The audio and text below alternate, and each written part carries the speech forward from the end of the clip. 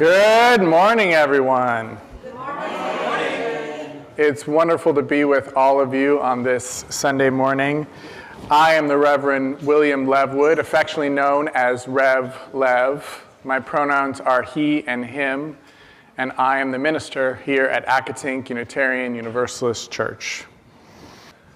And whether you're joining us in person or online, let's all take a moment to center ourselves for worship by taking a deep breath together.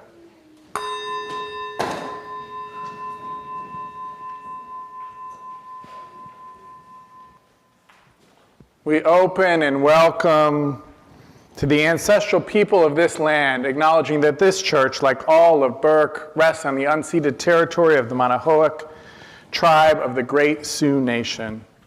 We seek healing and the realization of justice with the people of this land who live on in their descendants, the present-day members of the Monacan Indian Nation, the Potawatomi Indian Tribe of Virginia, and the Piscataway Indian Nation.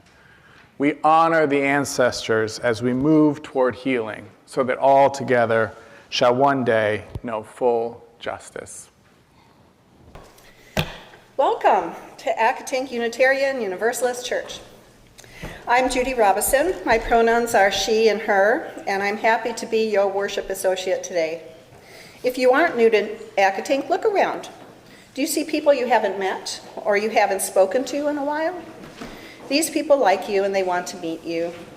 Help us live up to our mission to be a welcoming and inclusive spiritual home for all by reaching out and making a connection. By visiting this congregation, newcomers are in a transition moment, and people in transitions are more open to building new friendships. That means that your new best friend might be here this morning, and this is your chance to get to know them before someone else does. Whether you're a longtime member or a newcomer or something in between, we encourage you to stay for our social hour, online and in person, immediately after the service. We're so delighted that you decided to join us today. Welcome. There will be more time to build on the connections you just planted seeds for during our social hour after this service. Right now, I'd like to invite you to rise in body or in spirit and join in reciting our chalice lighting words. These words come from our mission statement. Together, we care in community. Together, we grow in spirit. Together, we act for justice. So we have officially entered our month of exploring the theme of deep listening.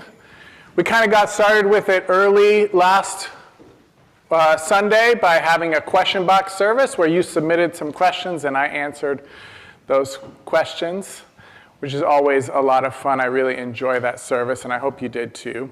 So we got practice, or at least I got practice, with listening to your questions and reflecting on them. And this month we're going to explore deep listening as a foundational Unitarian Universalist practice, a way that we center love in our faith tradition. I find it to be the core of, well, definitely of my ministry, but really of everything I do. And by listening, we don't just mean auditory listening. We mean looking at people's facial expressions, their body language. We mean even critical thinking and reflection. We mean all those ways that we observe and deeply witness one another and the world around us. Today, we'll be exploring that through the lens of something called deep canvassing. As we get close to the election, we're going to drop in with a little focus on democracy again for a moment. We did a deep dive on that in August.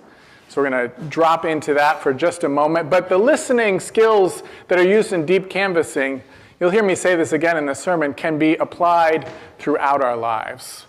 And then, interesting month, this month I'm only in the pulpit twice. Usually I'm in the pulpit 3 or 4 times, depending on whether there's 4 or 5 Sundays. This month only twice. Next Sunday, in honor of National Coming Out Day, the following day, our True Acting Colors, our LGBT group, will be leading our services. So I really encourage you to come to that service and hear a series of reflections on visibility. And then the following Sunday, we're going to have our animal blessing. So reminder to get in your photos of your beloved animals. We're going to honor our beloved animals. The third Sunday, which is always a multi-generational service because we know that that's so important for our children and youth to be integrated into our communities. We'll also have a meal pack after that, another way that we can be multi-generational in our this community, but also serving the community beyond these walls. And then we'll celebrate Halloween with a trunk or treat after the service, the last Sunday, and with a Samhain service from our pagan group Sacred Wheel. Our reading today comes from the Seven of Pentacles by Marge Piercy. Seven of Pentacles from the tarot deck. Under a sky the color of pea soup, she is looking at her work growing away there actively, thickly, like grapevines or pole beans, as things grow in the real world, slowly enough. If you tend them properly, if you mulch, if you water, if you provide birds that eat insects a home and winter food, if the sun shines and you pick off the caterpillars, if the praying mantis comes and the ladybugs and the bees, then the plants flourish, but at their own internal clock. Connections are made slowly. Sometimes they grow underground. You cannot always tell by looking at what is happening. More than half the tree is spread out in the soil under your feet. Penetrate quietly as the earthworm that blows no trumpet. Fight persistently as the creeper that brings down the tree. Spread like the squash plant that overruns the garden. Gnaw in the dark and use the sun to make sugar. Weave real connections.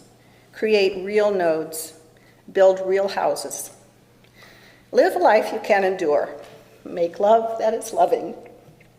Keep tangling and interweaving and taking more in. A thicket and bramble wilderness to the outside, but to us interconnected with rabbit runs and burrows and layers. Live as if you liked yourself, and it may happen. Reach out, keep reaching out, keep bringing in. This is how we are going to live for a long time. Not always, for every gardener knows that after the digging, after the planting, after the long season of tending and growth, the harvest comes. Connections are made slowly. Sometimes they grow underground. More than half of the tree is spread out in the soil under your feet. This month we're exploring the practice of deep listening. Not just listening, deep listening. And there are many ways that we could go about exploring the practice of deep listening, but we're going to look at just one method in particular, deep canvassing. Deep canvassing is a relatively new approach to political canvassing, going door to drum up political support for a particular legislative goal, be that marriage equality, transgender rights, immigration reform. And I shared 2 months ago about the research of Anat Shenker-Osorio that shows that we make a mistake when we think that those in the middle hold centrist views on political and social issues. Shenker-Osorio's research has shown that those in the middle aren't people with centrist views so much as they're people who haven't made a decision yet. They're people still in that thicket of brambles. You might remember that Shenker-Osorio calls these people, and we're all these people at certain times on certain issues, she calls these people the good point people. As in, they hear one explanation and they say, good point. And then they hear an opposing thought process and they say, good point. Another way of conceptualizing this is that all of us at times need help reflecting on the issues in order to make sense of our conflicting thoughts and feelings. that only once we've engaged in that reflection are we able to discern how to align our actions with our most heartfelt, deeply held values. That's why we need a practice of deep listening and discernment, and deep canvassing is just such a practice.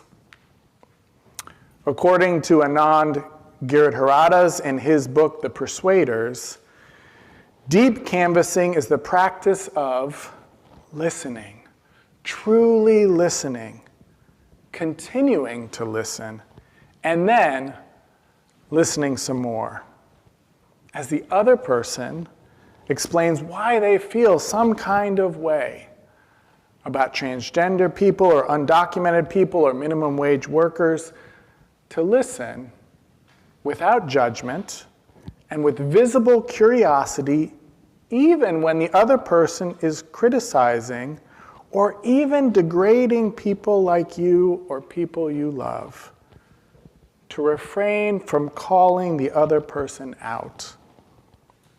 Instead, to probe for the person's experiences around the group of people or topic under discussion, in the hope of changing their political preferences by helping people process those stories and reflect on their own dissonances. The way they, for example, deplored immigrants because they were lazy, but did love Manuel, who worked in their yard because he worked so hard. And come to think of it, everyone in Manuel's family worked hard too. End quote from Anand Giridharadas. Deep canvassing is deep listening. Listening for people's emotions, listening to their hurt, listening to their stories, and listening to how they try to make sense of it all. Instead of doing that, when we hope to convince someone of our point of view, too often we rush to get to the finish line. But in deep canvassing, sharing the facts and figures, which is what we often do first, is the seventh step. The seventh step. But we usually often do that, and sometimes only that, as the first step.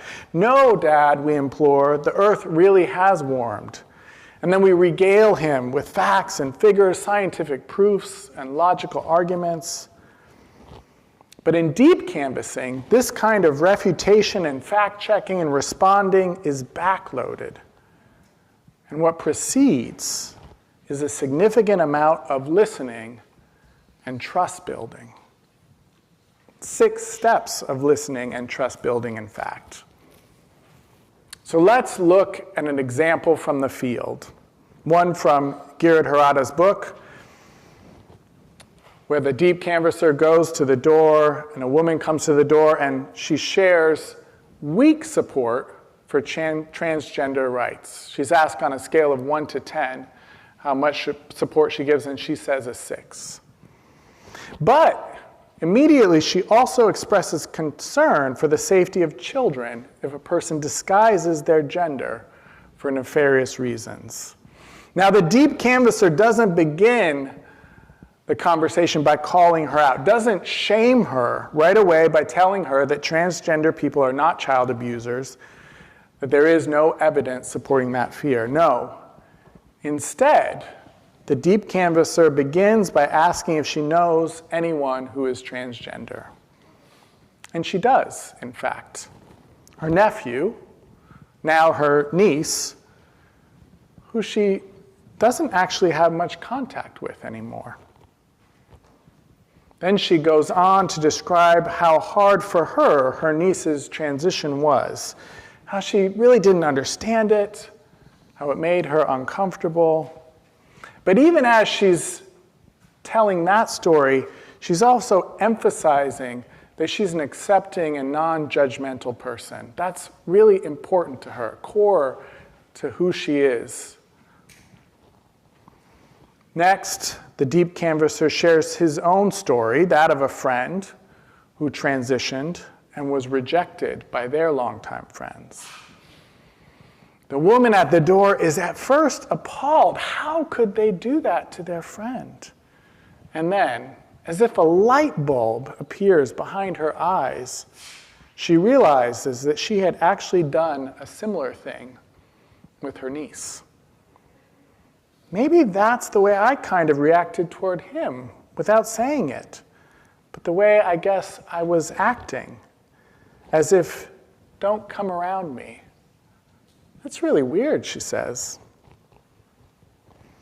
The next thing she's doing is telling the deep canvasser that he's, quote, making her feel bad because she's realizing what she's done. But in this moment, the deep canvasser doesn't press his advantage. In fact, he's careful not to shame her for this. Instead, moving towards her, acknowledging that it's okay to struggle over these things as she is now doing. Next, the deep canvasser moves into something called analogic perspective taking, asking, have you ever been on the receiving end of some kind of mistreatment or discrimination? First, the woman says no. It takes her a moment, and then she reflects and shares a story about moving to Los Angeles a couple of years prior, and how some women at her workplace picked on her because she wasn't from LA. It's at this point that the deep canvasser shares another story, a story from his own life about being treated badly in high school for being gay. And then the canvasser weaves these three stories together, the experience of the niece, the woman, and himself, which prompts an aha moment from the woman, where she realizes that similar to herself, her niece has experienced job discrimination, to the point of being fired for wearing a wig to work. Only now does the deep canvasser come back to the issue of her initial concern about people pretending to be trans and preying on children.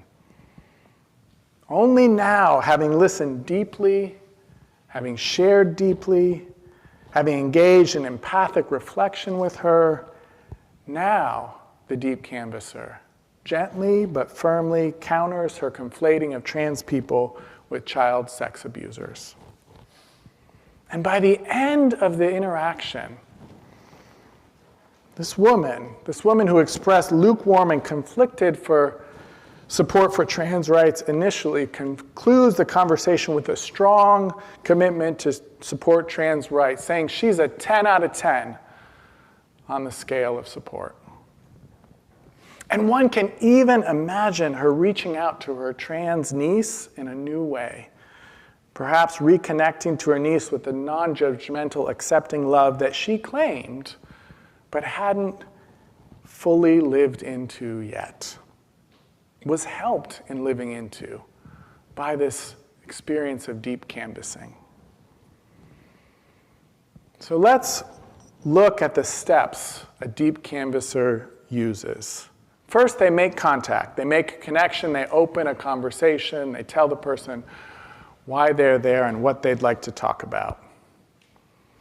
Then, and crucially, they create a non-judgmental context to really just listen with genuine curiosity and respect, without indicating any pleasure or displeasure with anything the person says as they talk, but rather to appear, or better yet, to actually be genuinely interested in hearing the other person ruminate on the question at hand. This is, by the way, supported by research that shows that, quote, if you want to change someone's mind, you need to have patience with them. Ask them to reflect on their life and listen. So, you invite them to share and you listen deeply and non-judgmentally. You encourage them to share their story about why they feel the way they do about gay marriage or transgender rights or immigration. You listen, you ask follow-up questions, you listen some more. Then you invite the other person to do the same by sharing your story with vulnerability, with self-disclosure, with genuine emotion, sharing why immigration reform is important to you because you yourself are an undocumented immigrant, or you have a friend who's an undocumented immigrant. Sharing that LGBTQ plus rights are important to you because you're gay or lesbian or transgender or bisexual or asexual or genderqueer, or because someone you love deeply is transgender or gay or lesbian. So first you listen deeply, and then you share deeply, and then you enter into dialogue. That particular kind of dialogue I mentioned earlier, known as analogic perspective taking, where you explore with the person their deeper values and experiences, where you invite them into imagining how the other person is feeling, but from their own experience. Asking questions like, was there a time you needed support? Was there a time you needed health care but struggled to access it? Was there a time you were counted out because of factors beyond your control? And then, having listened deeply, having nurtured trust by hearing their story and sharing your story and connecting those stories to deeper values, then you can take the dialogue even deeper. Then you can begin to explore the contradictions and confusions in their meaning-making process, helping them to align their position and resulting actions with their deepest held values. Again, that thicket, that bramble, you help them to see how there's rabbit runs and layers, that it's a home for many and a pathway for life to flourish. Now, I don't know of any deep canvassing work currently in our area. I wish I did. I would definitely encourage us to get involved. But I also feel that we can apply the wisdom of this method in so many areas of our lives. That we can, in fact, apply it when we have disagreements right here in this community. That we can listen deeply for the experiences and life stories animating those disagreements. That we can share deeply from our own experiences and our own life stories. And then we can journey alongside one another as we discern a path forward together. I think we can also apply it in our personal lives. When we're talking to an aunt or an uncle at Thanksgiving, or when we're engaging with another parent at the bus stop, or when we have a disagreement with our co-parent about how to manage our child's technology use or how to encourage them to help more around the house. I don't know about you, but I want to be deep canvassed. I want someone to walk alongside me and help me to live more fully into my deepest values. And I know that if I'm shamed for not doing that, I'm going to get defensive. I'm going to dig my heels in. But if instead someone hears my story, really hears it, without judgment, with genuine curiosity and compassion, and if they share their story with me, with humility and vulnerability, and if we're then able to take stock together from a foundation of trust and mutual respect, well then instead of digging my heels in, I'm going to be open to being transformed. I'm going to be able to be transformed into a better version of myself, into the person I profess to be, the person I truly want to be. Sounds like a beautiful thing to me. A good thing, a very good thing. I want that. I want to be deep canvassed. Anybody else want to be deep canvassed? Raise your hand. Give me an amen. Amen. Let's say it. I want to be deep canvassed. And I want to do that for others who I find myself in disagreement with, and I don't always. I need to remember not to hit them right away with facts and figures and arguments about why their perspective is so wrong-headed. But instead, I need to remember to invite them to share their story with me. I need to remember to listen to them deeply and then to share my story with them so that we can reflect together, so that together we can find our way to more fully embodying, liberating love.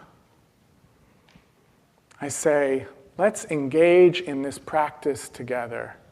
I say, may it be so, and may we be among those to help make it so. Amen, amen, amen, and blessed be. Please rise now in body or in spirit.